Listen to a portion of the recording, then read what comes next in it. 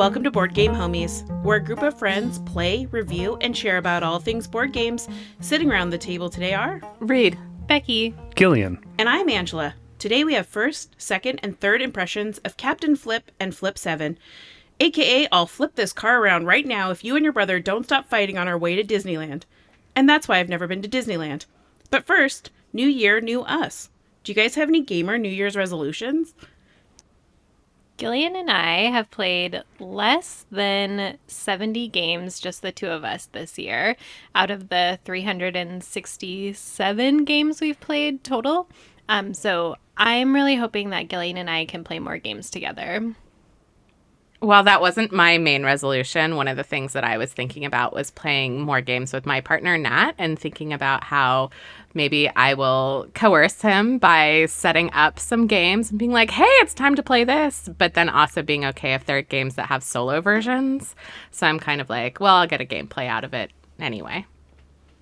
Yeah, I'm also trying to think about how to get Ashton into more games, and I think I might do something really tacky like a trade system where we have like an art night in the same week we have a board game night so that there's something for both of us, or it's like, hey, we're going to go on an evening walk and then the next day we're going to play board games. I think that might be a way to trick my partner, but it's not high on my resolution because I don't think it'll work, but I'm hopeful. I was going to ask, have you talked to Ashton about that? But then you said trick, so it sounds like not. Yeah, I hope we play more games this year, too. For whatever reason, this year was kind of a funk for Becky and me. Just in the evenings, not really playing games together, and instead, I don't know, playing video games or watching media on TV and stuff. So, yeah, looking forward to getting two-player games played. Or not just two-player, but two of us playing a game. One of the things I really want to do that I may have alluded to on the podcast is I want to learn about trick-taking games more, kind of their origins and history and where they've come from. I know it's kind of popular right now, trick-taking games, but I really am invested about like how it started and where it's going and the people that got trick-taking to where it is now. And then I also want to develop a better trick-taking collection. And I say that term broadly, so it's also like set collection, shedding games, everything in between. I really want to build out my small box card games this year. I think it's really interesting to be thinking about how you want to intentionally grow your collection with trick-taking games. And my New Year's resolution is maybe a financial one, but also a space one, and thinking about what I want to do, which is play all of your games and not buy new games. I think I went on a little bit of a frenzy toward the end of the year and bought far too many games, and I need to take a little bit of a chill on that.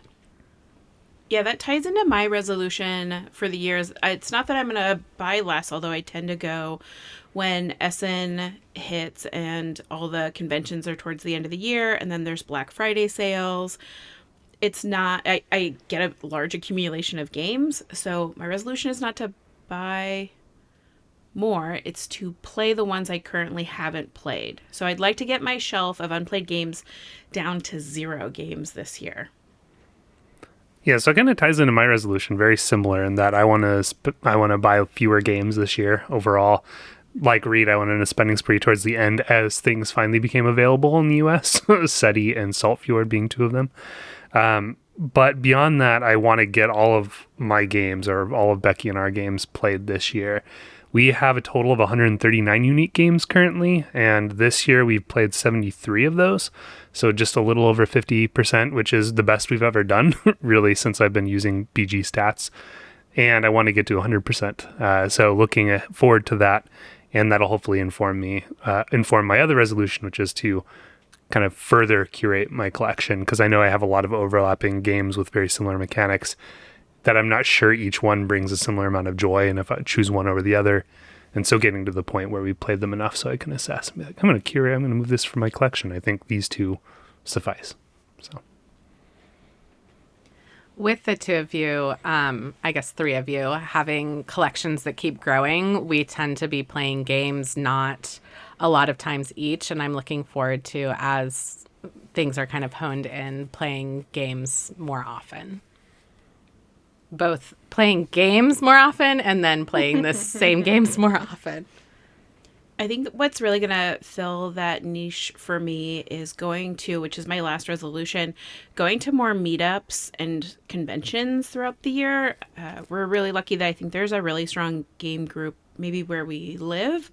And those folks, we went to one a few weeks ago, had really great games that I wanted to try out, and I didn't get to try out as many of them as I wanted, and the people were delightful. The board game ambassador sets it up, and she does a really wonderful job bringing in people from the community, and that seems like a lot of fun, just getting to know new people or recognizing familiar faces and playing their games, and then judging in the same way and saying like, yeah, I didn't need to buy that, someone else did, and I got a play of it, and it feels very satisfying. So I want to go out and about, as well as us continuing to play games together. Ditto. Actually, I converse to that. I don't think I'm all that interested in attending the big conventions, but certainly the more local ones, like the trick-taking convention in Portland and the local board game meetups here in Eugene. I think those are ones I'm interested in, but we've previously talked about the idea of going to, say, Dice Tower West.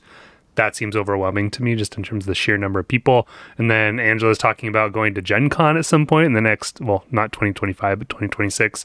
And while that in some ways sounds interesting, seeing photos online of the massive crowds and lines, I just, that's not my scene. It'll be good to have Angela to report back on the pod about how Gen Con goes. Yeah, somebody who's gone to a lot of San Diego Comic-Con events, that I was like, I'm used to the thrall of people pushing and shoving and running to try and get exclusive things. So I feel like it's right up my alley. And then I can come back and be like, okay, here's how we do it so that we don't cry. Are you going to stand in line for 4 hours to get one of the games we want? You better believe I will. See, then we don't need to go if you're just going to No, but then we do all the could get, legwork. but then we can max get 4 different games. We'd each stand in a separate line and we had wait in line to get a game. I'm definitely intrigued by the idea of not necessarily the exclusivity, but the cutting edge and what's next is exciting to me. And I think that that's the value that I see. But the stranger danger, there are a lot of people there. Also, just the limited supply that publishers often have at those conventions, it makes it so that you're not guaranteed to get what you want, which would be very deflating for me, I think, if I went there with an eye getting SETI, for instance, and standing in line and not being able to actually buy it. Well, Devere actually for Matcha did pre-sale, which I thought was really interesting. And then you could just pick it up at the booth. So maybe there are more opportunities like that.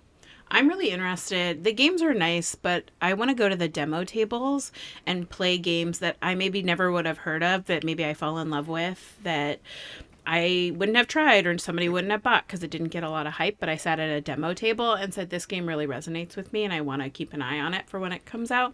I like that people are just like there to demo games for you and with you, even if it's not the whole game. I think that's really cool. Or you can come back and convince Gillian not to buy those games. I do hope that we finally sell the Kickstarter games that we don't want anymore. It just feels like a hassle because they're playmats, and so it feels harder to try and sell them in our friendly local game store. And also, it seems like a lot to sell them on eBay. We have a friend who keeps telling us it's okay, and also my aunt says it's okay, but it just seems like a lot to sell on eBay. And what if they're grumpy? I don't know how to handle it.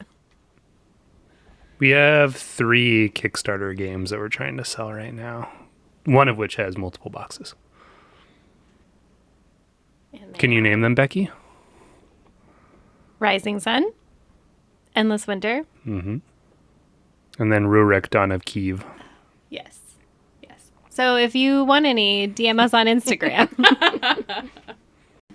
Okay, well, it's not a New Year's resolution. And as far as this sounds, it's also not a religious one. However, each year I do like to give up something for Lent.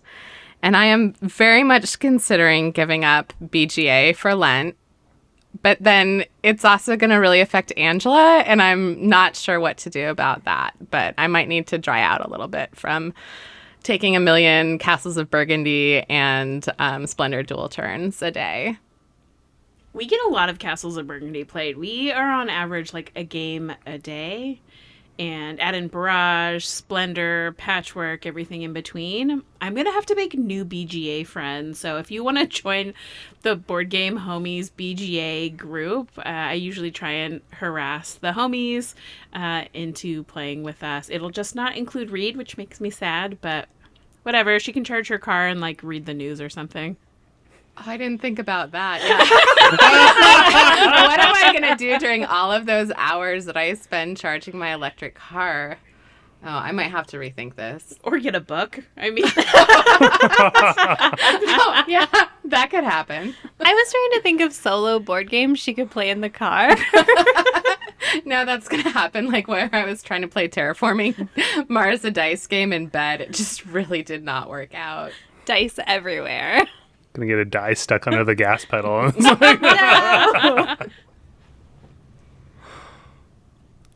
That's a bold thing to give up, given how much you play and how much Angela plays. Well, it's a relatively like recent, I would say.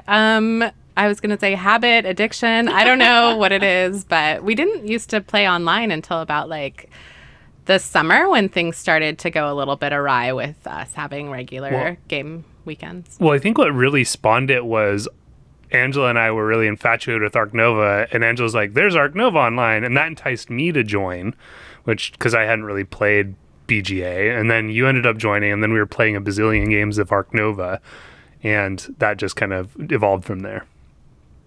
I'm not one to play on Board Game Arena all that frequently, but I do enjoy Arc Nova on there. Well, I can lose a solo game of Arc Nova in 11 minutes. And so I had a lot of 11-minute windows to fill in this year. I'm going to have to step up on my logging in to play my turns while you're not playing BGA. Well, you do log in to play your turns, and then you immediately don't like your choices, and then you log out without taking your turn. That's only some games, and I just skip it, and then I go through all the other games, and then I have to decide if I'm going to just not take that turn because I don't like my options. You're like, who should I stab in Carcassonne? Reed or Angela? Reed or Angela? the answer is both of us, quite frankly. It's true.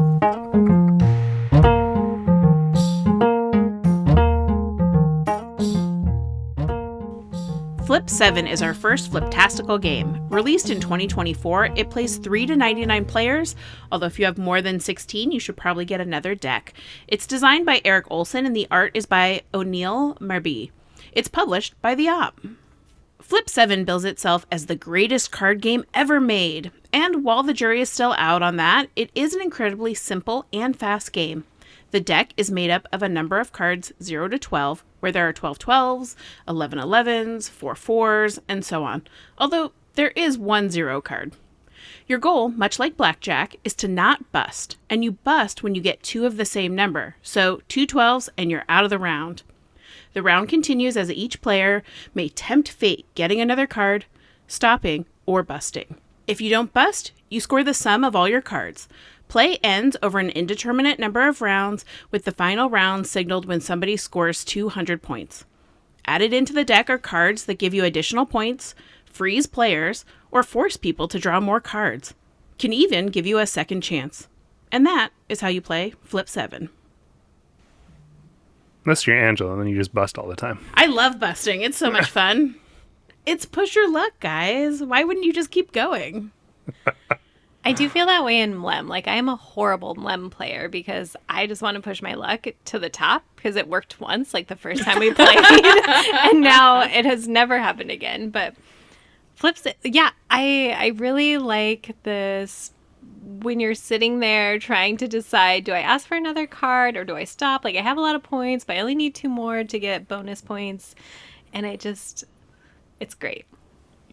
Yeah, one of the components is if you get 7 cards in front of you, 7 numbers that are all different, then you're going to get a bonus of 15, which will really help you get to that eventual 200 promised land. And so that temptation is definitely there to try to get that bonus. And it results in a lot of tragedy. Becky, do you like this game because it can be a little bit mean? Like there's a little bit of player interaction that can be negative. You either freeze their points or you said this, make them draw cards. I actually have mixed feelings about it. I think the freeze makes a lot of sense, and I think as long as the other person has the most points, like that's probably who you're going for. But there was one game we were playing where I did not pick the person who had the most points, and I picked the person with the second most points because they had already been frozen once or twice, and I felt bad about it. And like, I wanted us to have fun. I wasn't necessarily like trying to be cutthroat, like in Carcassonne. I like that when there's this card that's flip 3, and you can choose yourself for it, and depending on when the card comes out, you maybe to your best advantage want to flip 3 for yourself because you don't have anything. And each time somebody flips the cards, because there's a dealer, and it's like one card, everyone goes, ooh, and then you flip the other and everyone goes, ooh, and then inevitably you flip the third and you bust. But it brings such joy, and even though it has player elimination in the round, like if you bust, you're out of the round, it's so snappy and quick that it doesn't feel like you're out of the game for a long time. Yeah, it still feels engaging despite being eliminated, watching people take risks and potentially bust themselves. I find that there have been multiple times in multiple rounds where I've seen everybody bust and nobody got points. Flip 7 is such an approachable game. We played it for the first time at the Eugene, or I played it for the first time rather at the Eugene board game meetup, and it took a minute or so for Angela to teach the rules, and then we got a few people sitting next to us and said, hey, do you want to play this? And it was able to go from asking people to playing a game within a few minutes and having everybody have a good concept of how the game was. Yeah, it's a really great filler game. Like, this isn't trying to reinvent the wheel. It's not trying to, it cheekily says it's the best card game. But when you want to go to a family gathering, I played this over Thanksgiving, and I don't think I had gotten it by the time we did our holiday best games to play, but I absolutely would have put this game in there. Sat down with a bunch of people who don't play games, and someone's like, oh, this is like blackjack, and it felt so simple, and we were laughing, and I saw somebody score 70 points in one turn who he had been ridiculing for his 0 points, and he came back to win, and I was like, oh my god, this game is ridiculous. And for Christmas, I really wanted to put like a prize in the middle, like a present that was wrapped, that we're like, okay, if you win, you get this unwrapped present. Because when there's nothing on the line, everyone's like, keep going, keep going. But then the minute you put like $4 in pennies in the middle of the table, I think everyone's like, oh, I'm going to stop now. So I just like that. I like push your luck games a lot. Yeah, it's definitely so casual. Like, I feel like I don't even know if I would call it a game, if you know what I mean. What? You and your gentle rain. Look who's talking. Oh, no. No, it's basically a puzzle, okay? Angela, why did you not cut me in that episode? It was so bad. Whenever I think about it, I'm just like dying on the inside of shame and embarrassment. It's okay, Becky. If you stop right now, your time allowed for gentle rain in this episode will be less than it was before. Like a quarter of that time. Okay, moving on. So the design is really cute. The design of I like the colors, and it does have a great shiny box. I know we're going to talk about the box, but it does look pretty great. I did hear rumors that in the next printing, they're going to make the box smaller. Good. Yeah, there is. If you got a promotional copy of this game, it's the size of the cards, which is about the size of the Nana box. This box is like the size of, I don't know, Isle of Cats Explore and Draw. It's very big. That seemed like a very niche board game you referenced. It was in front of her. That's what your microphone is on. Let's go Splendor Duel. It's the same size as Splendor Duel. There you go. It's maybe even a little bit longer than that. And I think that they were trying to bill it as a stocking stuffer. That will not fit in most conventional stockings. I'm super curious how much board game companies make on a game that they make larger so it has a larger shelf presence versus just like making it the size it should be. Like, does that actually affect sales? Well, I feel like they went for the double whammy in the bigger box and the shiny box. I do like the shiny. That gave it more appeal. I think the promo box is also shiny, though. So It is. I actually screenshotted a picture of it the other day so I could share it with you. It was like an appropriate size box that was also shiny. Yeah. Looking forward to that second printing. I'll probably buy it then and then sell my first printing. The game is, because it's just a deck of cards, it's super affordable. I'm sure this is going to land in Target's because it's so easy, approachable, great family weight game, super inexpensive compared to some of the behemoth games you get. And I think it would be great for everybody of all ages. You have to be able to go with it and just be a little silly and a little push your luck. But I think that's, if you like push your luck games and they bring you a little bit of joy, this game brings joy.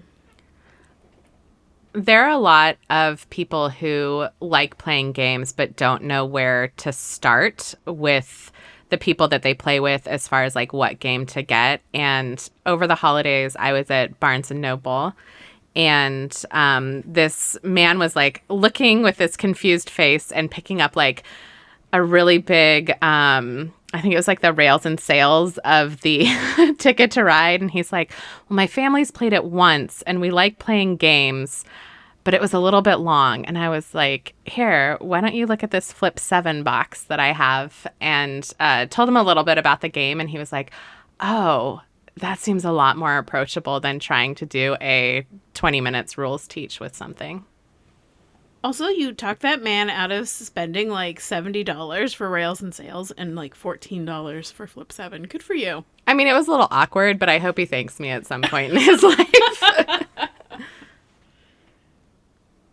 After playing Flip 7, Gillian and I did buy it. So Angela had the original copy. And then we were like, ooh, when we play with people who are not Angela and Reed, like this would be a great game. And I really like it as a pub game to take when you're visiting with people. But also, I think like Angela was saying, with a family gathering. And like Reed just said, that's a really great time for it. Like I think my uncle who hates games, I think he would even participate and laugh, which would be good. I also have found the opportunity, like I want to tell people to buy this game. So no one has actually bought it yet, like the person you talked to, Reed, but I texted some friends who were on their way to visit family for Christmas, and I was like, hey, you're going to have 6 people in your house. You should play Flip 7. Buy that game right now on your way down there. I don't think they did. And then I saw a friend yesterday who was telling me about all the games she's been playing. And I told her to buy Just One and So Clover. But then I was like, I know your family really likes word games, but maybe you should get Flip 7. That's a great game. We're not sponsored by the op, but if they want to, we will join their MLM. That's just Flip 7. As long as we get the promo box, the tiny box. Yes. We haven't used it yet in a game, but the publisher did come out with a scoring webpage. It's not an app as far as I can tell, but you can bring up the webpage on your phone or a laptop and keep track. I did pull it up earlier just to look at it, and it seemed like it was pretty simple and wouldn't take much effort to use. So if you hate math and everyone around the table hates math, it's a great companion to have for the game. I recently bought a copy to give to some friends where I'm going to stay at their house at a trip coming up, because I think it'll be a good thing to just whip out and play with kids, with adults, just a group of people apparently between 3 and 99. How many people can a gentle rain play? That's good. I'm just trying to bring it back. It's a rabble rouser.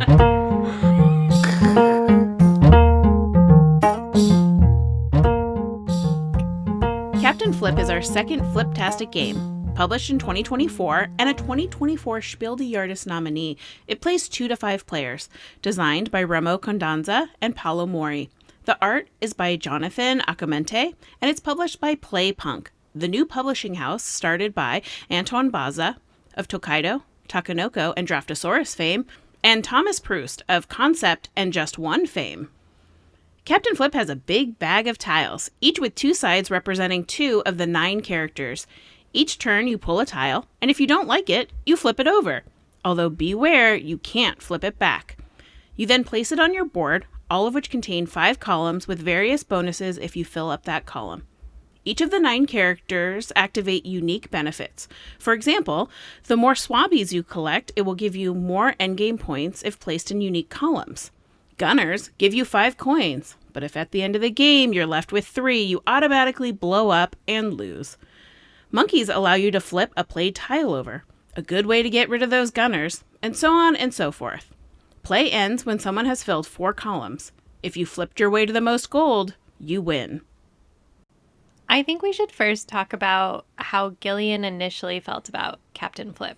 Wow, I'm so glad that we're going to roast him first because I was waiting for this moment. Gillian, how did you initially feel about Captain Flip when Angela brought it up as a game bringing her joy? I dismissed it because it looked like it was too light, and I thought I wouldn't like it. And then Becky convinced me to play it on BGA, and I liked it a lot. Gillian looks so sheepish right now. I'm not against like admitting that I was wrong. Like this, if we looked back at one of our previous episodes, like what was your worst take of the year? This would be my worst take of the year because I thought Captain Flip was not going to be my jam. That's okay. It was bringing me joy, and I hadn't even played it. So maybe I was also judging it for giving me too much joy. And then it actually gave me a lot of joy, so actually I was right. So much joy. This game is wonderful. Also, I love that you and Gillian were playing it on BGA just sitting next to each other instead of going out and running and buying it. That's delightful. But then we went out and bought it. Yeah, Becky was very obsessed with the game. That's why we started playing on BGA. Because she was playing with you, I think, and then convinced me to try it. And we played a couple of games back to back. And then you had purchased it online. We went ahead and ordered it online right then and there. So yeah, it was one of the rare times that I played a BGA game first without playing the physical game. I don't usually do that because my brain doesn't work good like that.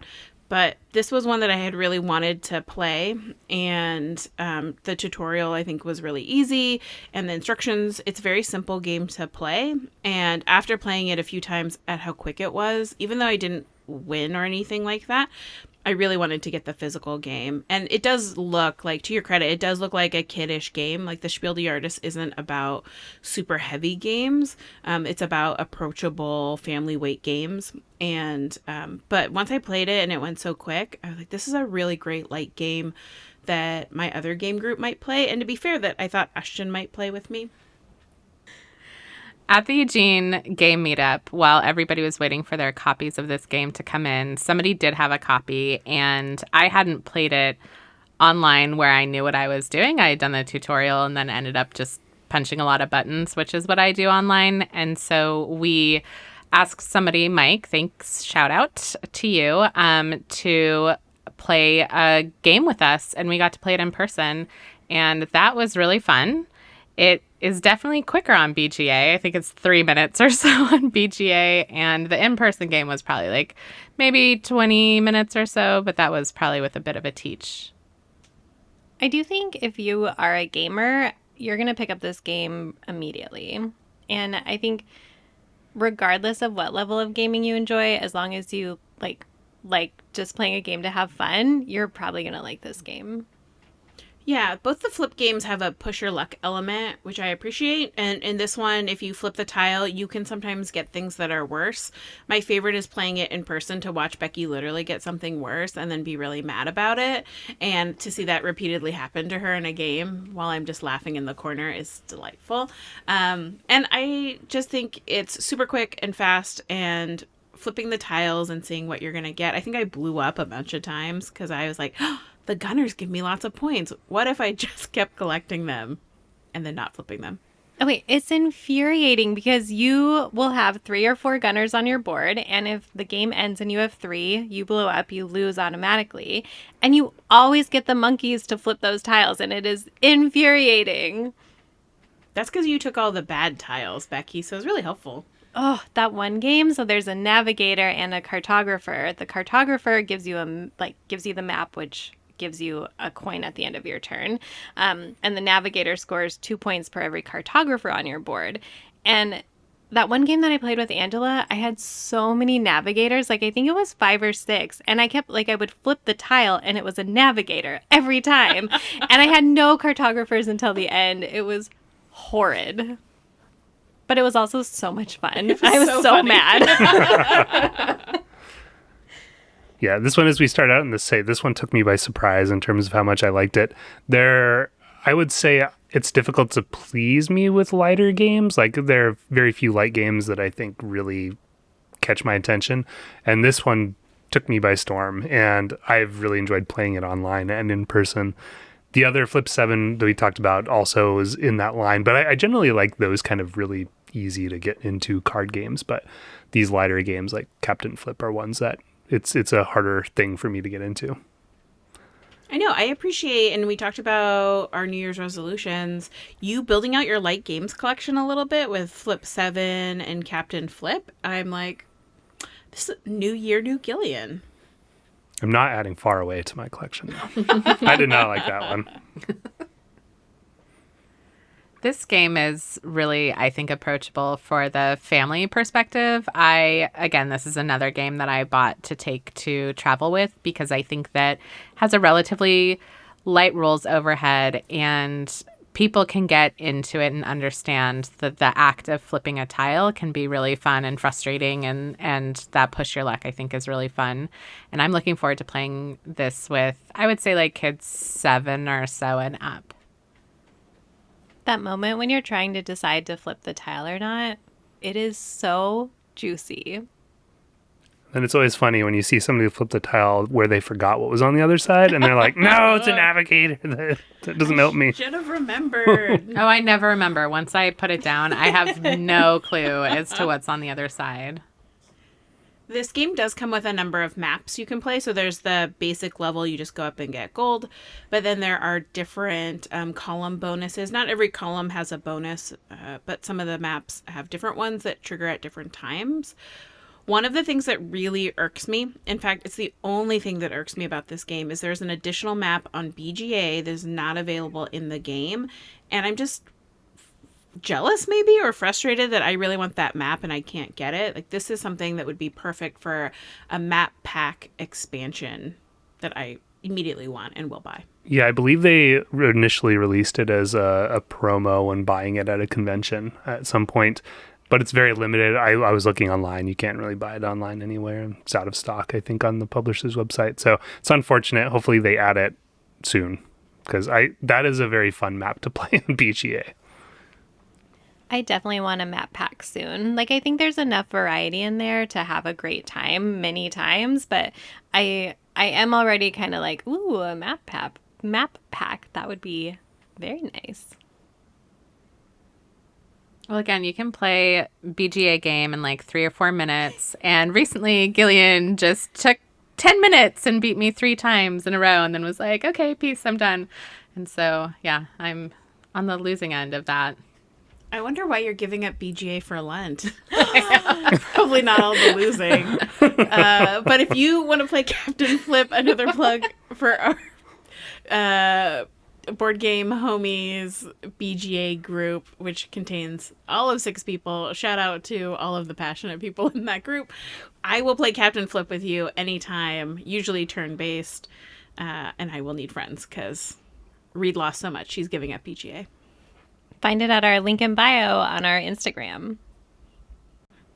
On the component side, I mean, this box is relatively good sized for everything that's in there. I do want to be bougie and bring out like pirate coins, but I don't own any, and I refuse to buy new coins. But the components are also really nice for this game for what it is. I really appreciate the artwork of this game. There's a wide range of humans, size, shape, age. It's great. And there's also a parrot and a monkey. I appreciate that they're tiles. Honestly, when we bought the game, I had no idea what to expect. I didn't read anything about it. So one of my concerns was that it was going to come with just a deck of square cards. And that was going to be it instead of pulling out of a bag. And so I appreciate that. Yeah, they're chunky tiles that you pull out of a bag. And I like the artwork as well. I think the player aid is also set up pretty well. We taught this game to Ashton at a pub, and I don't know if she felt the same way, but from the outside, it seemed like she picked up on it pretty quickly, even though she probably hasn't played a game similar to this. So I was impressed at how quickly she seemed to figure it out, and like she did well.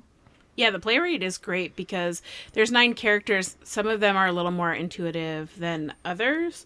And it's nice just to look down. And the colors don't necessarily matter in any sort of way. So you just match the picture with what the person does. Yeah, I like that a lot. The currency in the game is also very nice for, I would say, younger players in that there are different sizes for different for different denominations of the currency, and they're also different shades or different colors.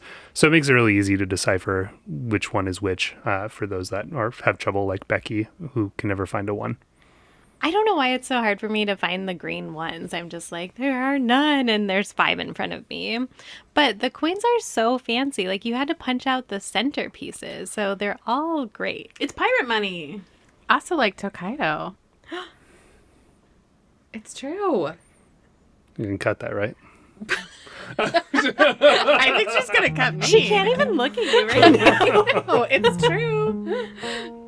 The money. The best part of Tokaido.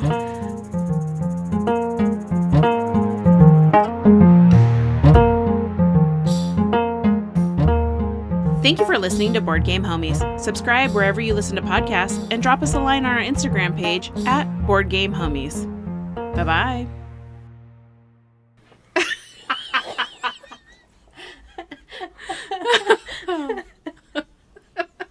There's no lies there. I don't know. I'd say the paintings are the best part. Angela didn't even want to look at the paintings. She wasn't even flipping the paintings over. It didn't matter. The whole point of the game is to have a wonderful, joyful experience just just not here to have a wonderful, traveling. joyless. You were supposed to collect the paintings. I did. Not well enough, though.